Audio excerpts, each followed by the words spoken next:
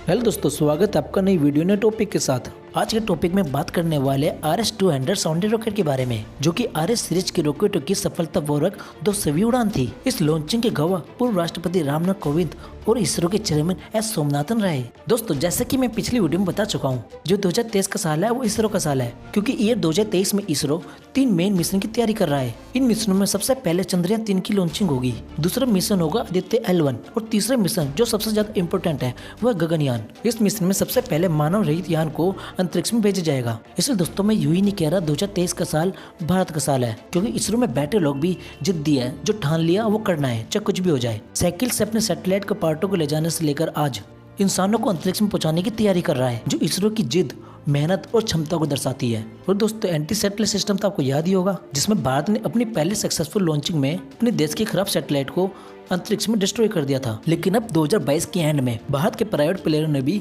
इसरो का बखूबी साथ निभाना शुरू कर दिया है, चाहे वो स्काईरूट कंपनी की रॉकेट की सक्सेसफुल लॉन्चिंग हो या फिर अग्निकुल कंपनी का 3D प्रिंटेड रॉकेट इंजन। हर दिन इसरो अपनी कामयाबी में एक मील का पत्थर जोड़ता जा रहा है। RS-200 की 200वीं उड़ान इसका प्रमाण है। लेकिन दोस्तों, RS-200 है क्या? RS-200 साउंडी रॉकेट का मेन काम एक्सपेरिमेंटल सैटेलाइट को 100 किलोमीटर के अंदर लॉन्च करना होता है। हालांकि दोस्तों, RH वर्जन के कई वर्जन आते हैं, जैसे RS-200, RS-300 और RS-560। और जो बड़े लेवल के RS सीरीज के रॉकेट होते हैं वे लगभग 500 किलोमीटर से ऊपर भी सैटेलाइट लॉन्च करते हैं। ये सैटेलाइट मेनली मौसम विज्ञान, खगोल विज्ञान और स्पेस फिजिक्स से रिलेटेड होती है। इन सैटेलाइटों के through EEJ equatorial electrojet LMS यानी लियोनिड मेटियोर शॉवर और IMP Indian middle atmosphere programme, इस तरह के इक्विपमेंट लॉन्च किए जाते हैं। इसलिए दोस्तों, भारत की जो बढ़ती हुई स्पेस पावर है वो दूसरे देशों के होश उड़ाने के लिए तैयार बैठी है, और इसके लिए भारत स्ट्रॉन्ग प्लेयर के रूप में आगे आ रहा है। यहाँ तक कि 2035 तक भारत का टारगेट है कि भारत 2035 तक खुद का अपने स्पेस स्टेशन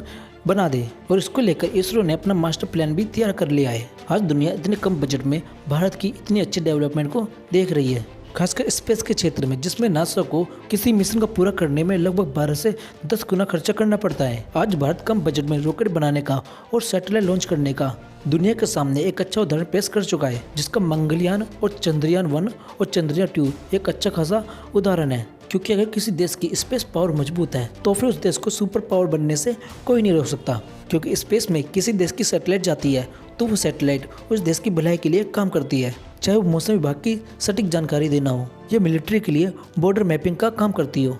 दुश्मन देश की बारीक से बारीक गतिविधियों को रिकॉर्ड करती है, और इसी रिकॉर्ड के आधार पर सेनाएं अपना रोड मैप तैयार करती है, जो जंग को जीतने के लिए बहुत जरूरी है। एक समय था जब भारत ने अमेरिका से दुश्मन देश की लोकेशन जानने के लिए सैटेलाइट की मांग की थी, तब अमेरिका ने हमारी रिक्वेस्ट को सिरे से रिजेक्ट किया था। इसके बाद भारत ने अपने दम पर ही मिलिट्री सैटेलाइट बनाना शुरू कर दिया, और आज भारत दुनिया के 5 बड़े देशों में शामिल है। इसलिए आज हम इस मुकाम पर पहुंच चुके हैं कि खुद की एंटर सैटेलाइट मिसाइल भी डेवलप कर चुके हैं, जिससे भारत दुश्मन देश की सैटेलाइट को अंतरिक्ष में ही नष्ट कर सकता है। इससे भारत अपने आप को जासूसी सैटेलाइटों से बचा सकता है। और दोस्तों, आने वाले समय में आपको और ज्यादा डेवलपमेंट इसरो में देखने को मिलेंगे, जिससे कई देश इसरो के आगे पानी भरते हुए नजर आएंगे। एक सवाल आपसे दोस्तों, स्पेस के क्षेत्र में और किस तरह के डेवलपमेंट करने चाहिए? अपने विचार नीचे कमेंट बॉक्स में जरूर लिखें। और दोस्तों, इसी तरह की बात की गहरी बात जानने के लिए चैनल को सब्सक्राइब करें। मिलते अगली वीडियो में नए टॉपिक के साथ। जय हिंद, वंदे मातरम।